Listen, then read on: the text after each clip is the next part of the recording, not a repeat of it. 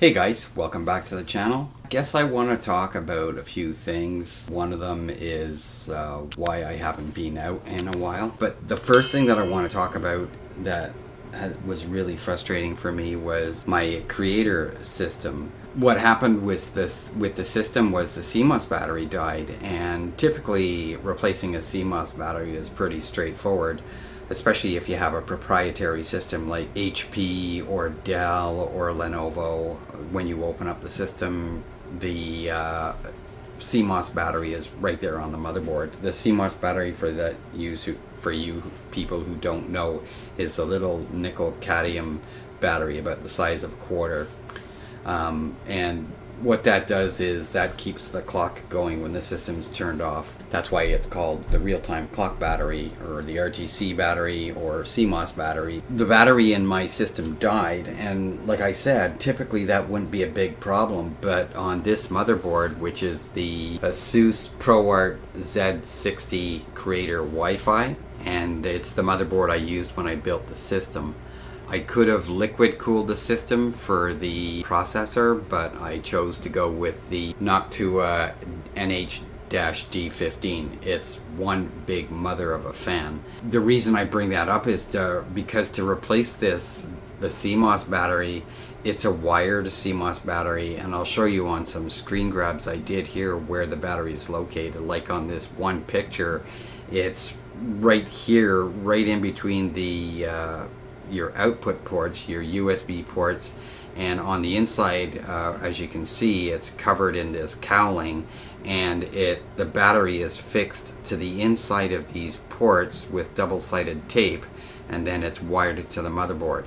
It's such a brutal design. I don't know why they designed it like that, or I mean, even if you had to go with a wired CMOS battery, because they don't last forever. They should last 10 years max, I would guess, but I only built this system 4 years ago, and the battery died. The way I knew it was dying was it was booting directly to the system BIOS when I powered the system on. Now I could just hit F1 and continue and go into Windows, and funny thing I noticed too was with Windows 11, it was actually holding the time, and it's obviously getting the time from the servers out on the network.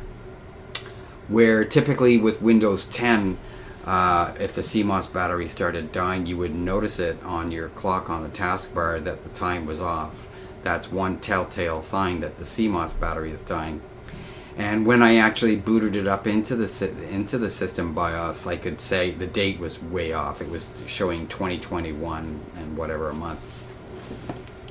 So I knew it was the battery, and I knew I had to replace it. But because it was in such a brutal location on the system board, I actually had to remove the Noctua fan, the memory, the graphics card, and then I had to completely remove the system board to get to the CMOS battery. And I just cut it open in the casing that it was. It had two metal contacts, one for positive, negative, and I just peeled those off carefully, put the new battery in, put the tape back on, wrapped it in electrical tape, and put it all back together.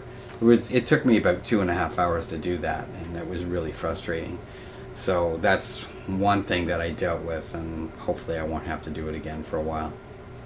So the other thing that I wanted to talk about, I made some notes here. I think one of the reasons I've been struggling so much lately is because of, and I've mentioned this in the past, is because where I live, the geographical location where I am, there's really not much to photograph. And if you go in a 50-mile radius from where I am, I pretty well photographed everything. And you'll notice in some of my videos that I keep going back to the same locations. Now, the reason I do that is to try and, if the atmosphere is different, different type of sunset, different clouds, or just a completely different atmosphere altogether, and I go back to the same locations to try and improve upon my photographs and try to get something better.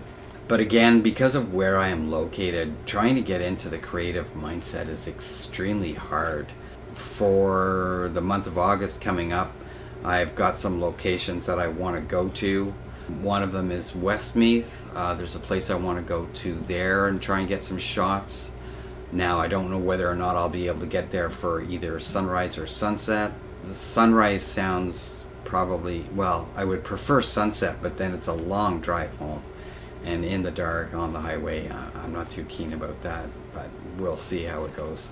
I did find another lake that I want to go to. I'm probably going to go there maybe with my brother. So that's up in the Calabogie Highlands area. So we're planning on going there. I know there's a few other locations, I just can't think of them right now. But hopefully I can get more videos posted for the month of August, because I know I haven't been going out. Now, the other thing is too, the weather this summer where I'm located has been brutal. It's funny because I watched somebody on YouTube complain about how hot it was, and he actually mentioned that it was only 23 degrees Celsius. It's like where I am, we've been having plus 30 quite a bit, and with the humidity it feels like 40. You don't have to do much to go outside and you just start sweating. And then just from some of my outings, I'll probably post them on this video, my few outings that I have done this year, the mosquitoes were horrendous. I remember I went up to photograph the lady slipper flowers up in near Dalhousie Lake, and the mosquitoes were horrendous. It was just it interferes with your concentration on trying to get good photographs when you have something like that all the time. So there's that. So I'm struggling to get into the creative mindset. It's so hard. So let's see here some of my notes. Vlogging, that's a real hard thing. I find it hard to even create these kind of videos. Like, I struggle about what I'm going to talk about and stuff like that. Vlogging out in the field, it just seems to come naturally, especially when I used to use just the GoPro, although the Z30 that I'm using for this is okay, other than the fact that the freaking thing, the batteries die so fast in this camera. That's the one thing I noticed about the Z30. Probably because I use it for video mostly, and that's probably what's sucking up the battery all the time. But right now I have it hooked up to my computer with my Yeti microphone, and I'm using OBS Studio to create the video. One thing about trying to compose your images that I found really helps is using the grid setup on the Nikon Z7 II. That's another thing that is really helping in getting and framing in your composition. So that's something that I've been experimenting with. And that's the other thing about vlogging too. It's like, I've got to start, when I'm vlogging out in the field, it's like I shouldn't stay in one location and do my vlogs. I should move them around, try to engage the audience a little, and change things up a bit. It's, no matter what, it's a struggle.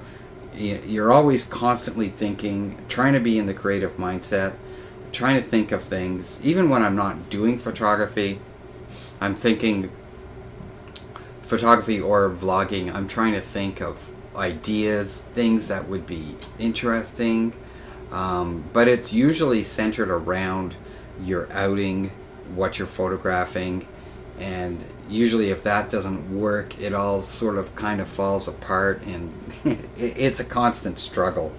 And the other thing is too, and this is one of the probably the best advice that I could give anybody, is don't overcomplicate things. Try to keep it simple. Be creative. When you get into the creative mindset, you got to think, okay, well, vlogging, I want to do different locations when I'm talking. I don't want to always be in the same location, so I've got to do stuff like that. Another big thing is to avoid distractions like mosquitoes. Like, that's one thing I find is such a huge distraction, but other people being around when you're trying to do stuff can be a huge distraction. So, and that's hard. For all the locations that I go to, they're usually places that a lot of people go to because they're attractive. Try harder, put in the effort to get better results. When you're thinking of the creative mindset, you gotta plan your outings. I mean, that's one of the things that I don't do a lot. Is I have a really bad habit of just itching to get out and take photographs and not planning anything, and then just running out and trying to take photographs and create something. And sometimes that works, but most of the time it doesn't work. And maybe that's a lot of the reason why some of my recent outings, when I got home and I started reviewing everything, I was just like, I don't feel like posting it. It doesn't look very good. It seemed like it was a big waste of time, because I don't want to put garbage up on YouTube. I want to put stuff that people are going to want to watch. People want to enjoy watching your videos and seem genuinely interested in it. So yeah, I mean, the inspiration for getting out there can come from anywhere. Usually when you are out doing things, not necessarily photography, you might get an idea, might pop in your head, and it's like most of the time I don't go with that. I just like forget about it, and then I totally forget about what I had even been thinking about a day or two later. You really need to exploit those inspirations. Like when you get something that feels inspirational, that you want to create something from an idea that you thought of, then you should definitely go with it. You gotta plan it. Like you can't just do it at the drop of a hat. You gotta get out and do your thing. Yeah, so patience is a big thing. Stop getting frustrated like I do all the time. Expect hiccups all the time. Nothing ever goes to plan. You can plan things. You would probably have more success if you did plan things. But I find for the most part, not planning is not good. Things usually fall apart and they don't work out. And usually when you don't plan things, you don't have a backup plan. So I guess the other thing too is social media. It's like the thing about social media is like I watch a lot of other people's channels, and when I'm watching them, if I feel like putting a comment in there, like mostly positive, I don't try to put negative comments on other people's channels. I will maybe suggest something like, or ideas or anything like that. I watch other people's YouTube channels and they may be talking something very similar about what I'm talking about now. Frustration, struggling to get photographs. And usually when you're watching it, it's like you see where the guy's talking on camera and you can see the perfect photograph in the background. It's like, why would you not turn around and take that photograph? But everybody struggles with it. It's one of those things. It's hard. I also wanted to talk about some of the macro shots that I've taken recently. This shot here, this is a shot that I totally lucked out on. This is it's a robber fly, and it caught its prey, which is a green bottle fly. Amazingly enough, it didn't really move much, so I was actually able to get really close with the Lenovo lens and get this shot. I think it's a 4-image focus stack because I got both the eyes in focus. This shot blew me away. I was really impressed with that. I think I got another shot here too. Let's see here. So that's the robber fly. This shot here, I thought it looked kind of neat. It was just a spider on the leaf, and it was sort of hidden by the leaf. So I just got part of its abdomen and its legs, and I really thought it looked really cool. So I like that shot too. And then, oh yeah, this shot. This is quite a few images focus stacked. I lost count on how many it was. I think it was 10 images focus stacked of this spider on its web. And I really liked the way this turned out. Just the back abdomen of the spider, the design. If you want to call it a design, it just looks like the dark brown, the outline of the yellow, and then the light brown or orange. You can kind of see the eyes down near the bottom, and the legs are all in focus. I really like the way this one turned out too. Really cool. Oh yeah, here's another shot of another jumping spider. I know I've shown the other jumping spiders. This looks like a juvenile zebra spider. The stripes on its rear abdomen don't look well defined, but I really like the jumping spiders. I think they're so cool looking. And what else did I get? I think that's it for what I got recently. I can go back and take a look.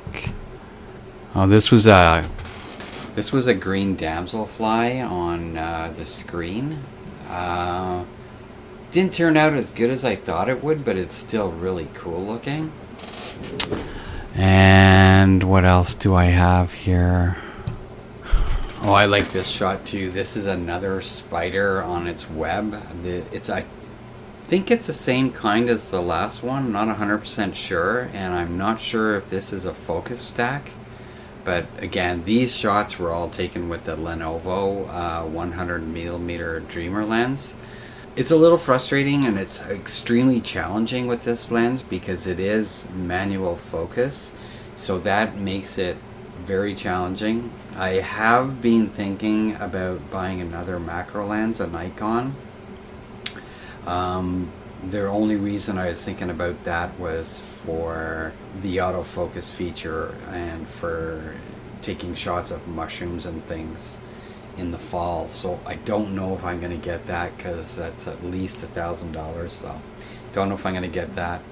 Okay guys, I think that's it for now. Yeah, so hopefully August I'll get out and get some more stuff. So yeah, hit the thumbs up, like and subscribe, and I'll see you on the next video. Talk to you later. Bye for now.